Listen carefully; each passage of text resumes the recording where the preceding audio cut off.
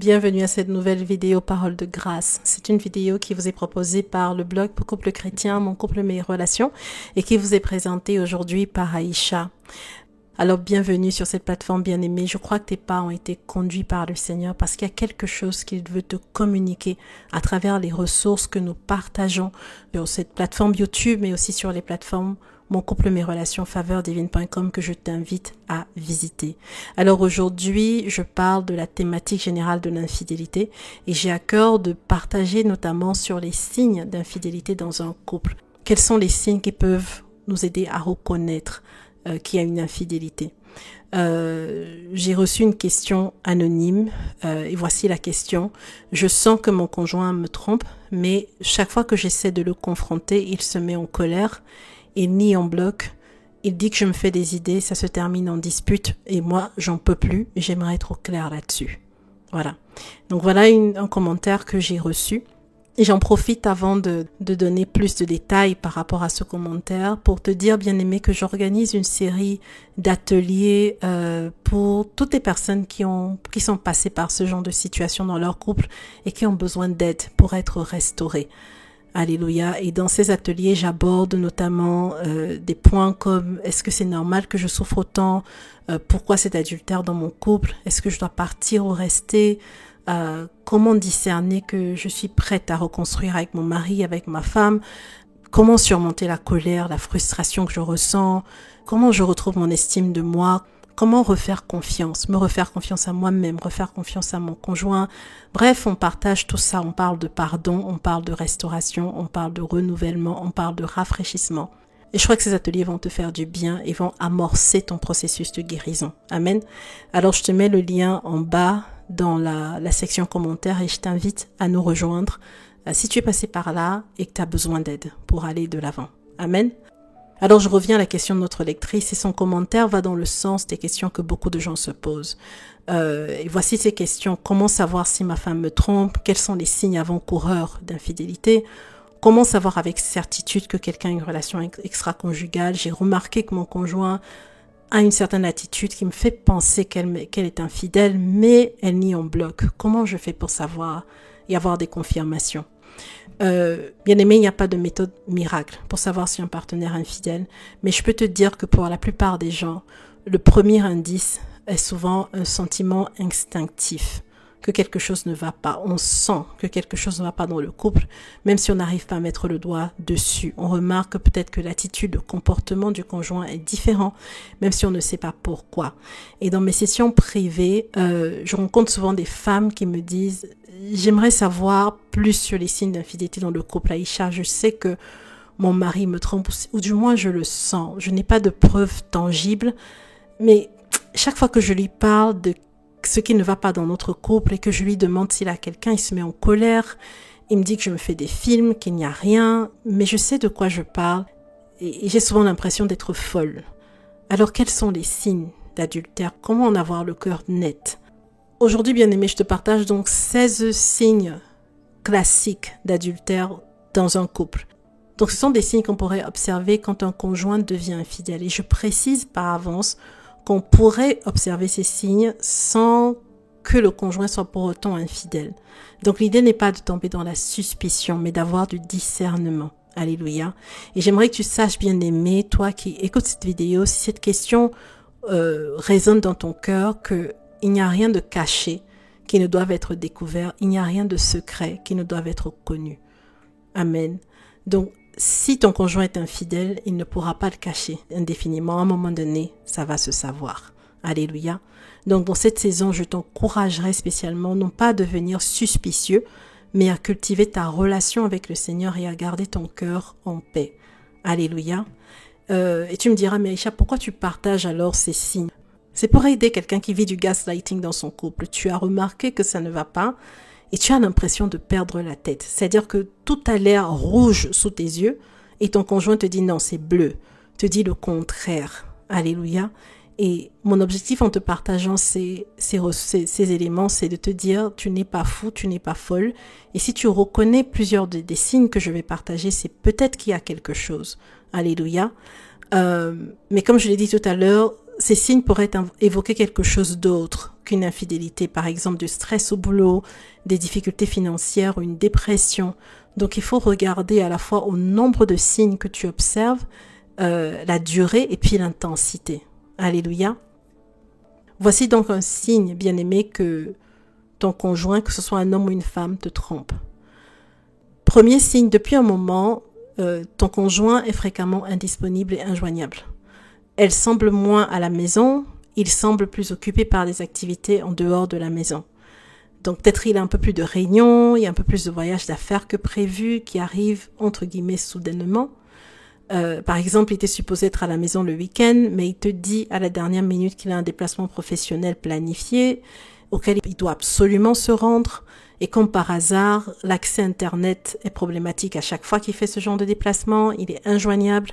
Il a toujours des excuses comme mon portable est éteint, je n'ai plus de batterie, il n'y a pas le réseau, il n'y a pas le Wi-Fi là où je vais, ou j'ai une conférence de travail tout le week-end, ne m'appelle pas, je t'appellerai. Donc, tu as constaté que les appels sont unidirectionnels quand il est dans ce genre de déplacement. Il peut t'appeler, mais toi, tu ne peux pas le joindre.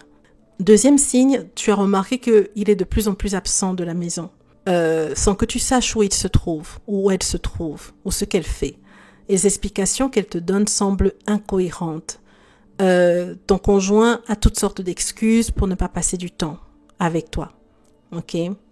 Autre signe, quand il est à la maison, il est plutôt absent. Il est soudainement absorbé par la télé, les débats politiques, les films, les jeux vidéo et moins disponible pour le dialogue.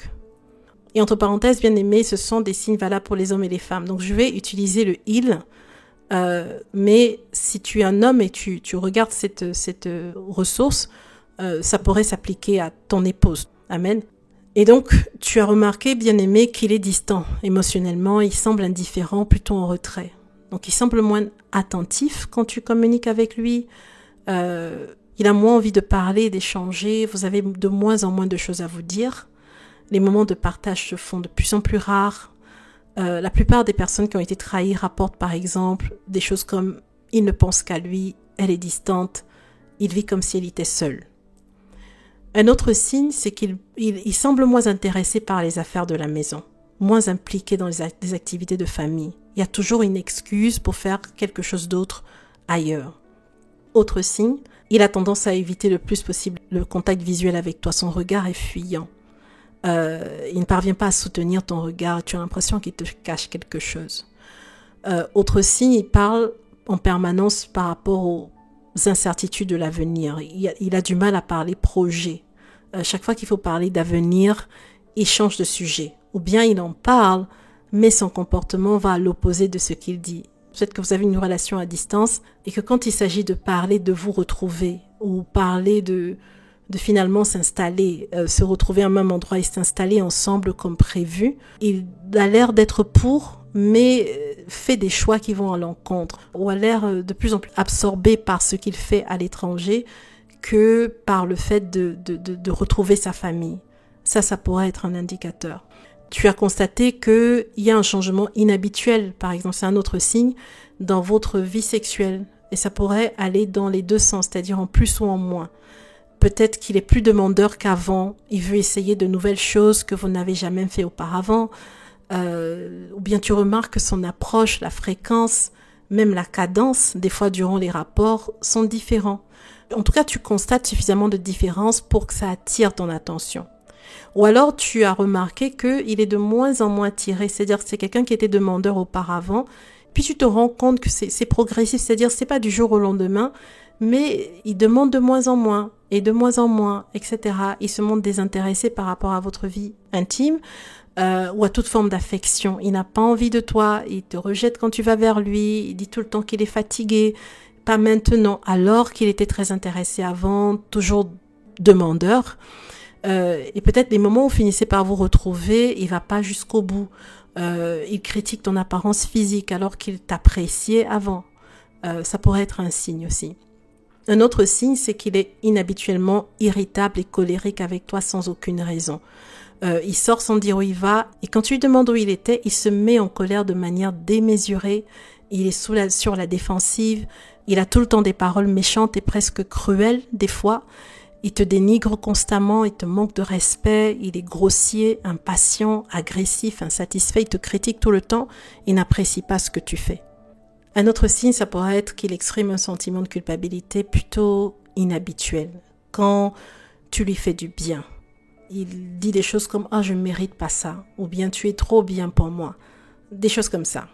Autre signe, c'est peut-être qu'il te fait des cadeaux, un peu plus de cadeaux que d'habitude, de plus en plus fréquemment, des cadeaux chers, un peu comme pour soulager sa culpabilité. Autre signe, ça pourrait être qu'il demande plus d'espace, il réclame le droit à la vie privée soudainement, il se plaint que tu essaies de le contrôler, son lien avec le téléphone et les appareils électroniques semble différent, tout était partagé et transparent auparavant, mais tu te rends compte qu'il a changé le mot de passe, tu n'as plus accès à son téléphone, à son ordinateur ou à ses emails comme auparavant, tout d'un coup son téléphone l'accompagne partout où il va, y compris aux toilettes. Il refuse de donner accès à son téléphone, il a tendance à rester tard dans la nuit pour travailler sur l'ordinateur régulièrement et refuse de te dire pourquoi en te disant qu'il a droit à sa vie privée. Et ça, c'est souvent typique chez les conjoints infidèles. Dans un couple chrétien, je connais, l'époux de la femme a commencé à s'enfermer fréquemment de longues heures dans la chambre pour travailler. Ce qui est particulier, c'est qu'il s'installait de manière à ce que son écran ne soit pas visible et fermait tout à chaque fois que sa femme entrait dans la chambre. La femme a découvert par la suite qu'il était en vidéo chat pendant tout ce temps avec sa maîtresse. Donc, ce sont des choses qui arrivent. Autre signe, c'est que tu as constaté qu'il prend soin de lui physiquement un peu plus que d'habitude. C'est-à-dire, il porte une attention particulière à son apparence depuis un moment et tu n'as pas l'impression qu'il cherche à te plaire. C'est-à-dire que c'est pas quelque chose qui se passe entre vous, non, mais il a l'air de prendre soin de lui, il est différent, il s'achète de nouveaux vêtements, il a changé de coupe de cheveux, il a décidé de perdre du poids, il va souvent en salle de sport, il a peut-être adopté un nouveau style vestimentaire sans aucune raison. Un autre signe que tu pourrais observer, c'est peut-être que ses centres d'intérêt ont changé. Il fait des choses qu'il n'a jamais fait avant, il s'intéresse à un nouveau hobby ou un nouveau sport, il est très motivé pour tout ce qui se fait en dehors de la maison avec, entre guillemets, ses amis. Et il est plutôt désintéressé et voire même oublieux par rapport aux activités relatives à la famille. Peut-être que tu observes que même son langage a changé. Il dit des choses qu'il ne disait pas avant. Tu constates qu'il est sur la défensive quant à son droit à entretenir des amitiés privées avec des personnes de sexe opposé, des personnes qu'il appelle à des heures tardives, où il te dit que cette personne est son amie, mais tu ressens qu'il y a plus et qu'il est il semble particulièrement protecteur par rapport à cette relation. Un dernier point que je considère comme un signe, c'est que tu as fait plusieurs rêves dans lesquels tu as vu ton conjoint avec quelqu'un d'autre. Sur 10 femmes qui me contactent pour une situation d'infidélité dans leur couple, au moins 6 d'entre elles ont eu des rêves dans lesquels elles voyaient leur partenaire avec quelqu'un d'autre ou elles voyaient leur maison se détruire. Bon, c'est une observation.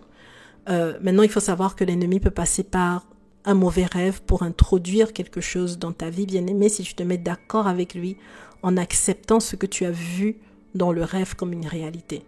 Donc, si tu fais un rêve négatif concernant ton conjoint, cherche à savoir si le rêve reflète une réalité, et sinon, annule-le. Mais c'est vraiment un constat que j'ai fait dans plusieurs des entretiens que j'ai eus depuis que j'accompagne les femmes sur ce sujet. Donc voilà quelques signes qui pourraient aider à discerner. Et comme je l'ai dit déjà, certains de ces signes pourraient évoquer quelque chose d'autre qu'une infidélité. Ça pourrait être le stress, comme je disais, des difficultés financières, une dépression, un changement. Et donc voilà pourquoi il faut vraiment se garder de toute forme de suspicion et vraiment demeurer dans la prière et demander au Seigneur, Seigneur, montre-moi les choses, Seigneur, expose les choses cachées, aide-moi, donne-moi la sagesse dans ma relation avec mon mari, avec ma femme. Puis il faut observer à la fois au nombre de changements, à la durée de ces changements, à leur intensité. Ça, c'est très important. Surtout beaucoup prier. Je te donne le cas concret d'une sœur en Christ. Et donc pour elle, tout a commencé par les rêves qu'elle faisait dans lesquels elle voyait son mari avoir des rapports intimes avec une autre femme. Donc cette sœur a pris autorité au réveil et puis se disait, bon, ce n'est qu'un rêve. Puis les rêves se sont répétés. elle a vu de plus en plus de rêves dans lesquels son mari était avec quelqu'un d'autre. Du jour au lendemain, son mari lui annonce qu'il part en déplacement professionnel pendant quelques jours, quelque part en Afrique. Au cours de ce déplacement, donc, son mari reste injoignable. Il est resté injoignable donc pendant à peu près une semaine et puis finalement, il réapparaît en demandant pardon pour son silence et puis en expliquant que le lieu de réunion était dans une sorte de château retiré en zone rurale avec accès limité à Internet et que d'ailleurs, les réunions seraient prolongées pendant quelques semaines. Le mari a redisparu dans la nature pendant 1 mois, bien-aimé, était complètement injoignable. Et à son retour, cette jeune femme a commencé à observer des changements dans l'attitude de son mari, dans son comportement, il était beaucoup plus colérique, enfin toutes les choses qui ont été dites tout à l'heure en fait. Cet homme a commencé à la critiquer de plus en plus, à critiquer son physique, à se mettre en colère chaque fois qu'elle essaie de savoir ce qui n'allait pas. Et pour faire court, en fait cet homme menait une double vie qu'il a niée pendant plusieurs années avant de finalement épouser sa maîtresse. Donc, on regarde à la fois au nombre de signes et puis à la consistance dans leur temps et à leur intensité. Et surtout, la Bible dit « Ne vous inquiétez de rien, mais en toute chose faites connaître à Dieu vos besoins par des prières, des supplications avec des actions de grâce. » Donc, dans ce genre de situation, nous, en tant que chrétiens, qu'est-ce qu'on va faire? On va prier. On va dire « Seigneur, expose les choses cachées, toi qui vois toutes choses, expose les choses cachées. Mais je refuse de tomber dans la suspicion et je refuse de polluer mon âme. » Amen. Et tu me diras « Mais Aïcha, moi, j'ai observé ces signes et je pense qu'il y a quelque chose. Comment avoir le cœur net? Eh bien, c'est simple, bien-aimé. Si tu veux vraiment savoir la vérité, eh bien, pose une question directe à ton conjoint. Alléluia. Une autre chose que j'aurais rajouté, bien-aimé, c'est que c'est possible qu'aucun de ces points ne s'applique à ton conjoint alors qu'il te trompe. Certaines personnes savent tellement bien mentir qu'elles arrivent à mener une double vie sans que personne ne s'aperçoive jamais de rien. Alors, prends ces signes que je partage, non pas comme des preuves, mais comme des indicateurs qu'il y a peut-être quelque chose à régler, à travailler dans la relation. Alléluia. Et en toute chose, demeure dans la prière par rapport à ton couple. Amen. Amen. Alors j'espère que cette capsule t'a aidé, que ces capsules ont été utiles pour toi.